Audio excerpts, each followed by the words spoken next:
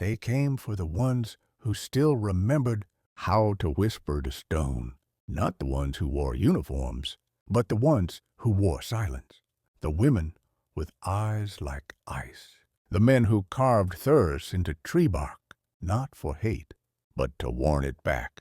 The Reich wore runes like medals, but they never knew how to read them.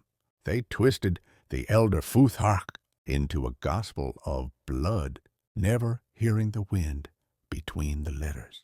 They thought magic was in the symbol. They didn't know it lived in the silence before breath. They hunted the Runemasters, the wise, the crooked, the ones who spoke with rivers. Gestapo boots stomped out their circles, burned their manuscripts, laughed at the old chants, as if sound could be killed. But here is the secret.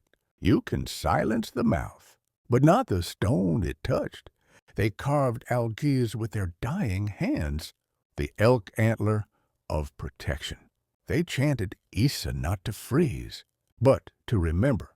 They died with dignity, unbroken, wrapped in the spell of their own names. While the swastika mocked the sunwheel, they bled truth into moss, into bone, into soil. And still the trees know, still the wind hums answers when no one's listening. Their runes were not for domination, but for becoming, not for empire, but for remembering the first breath. Before gods had faces, the Reich thought itself eternal. The Runemasters knew better.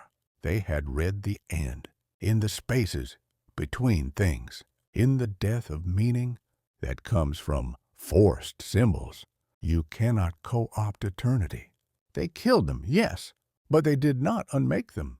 They buried the Runemasters twice, once in body, once in memory. But the third burial never came.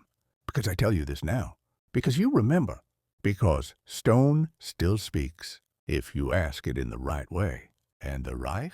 Gone, dust in the mouth of time. But the runes? Still here, still sharp, still waiting.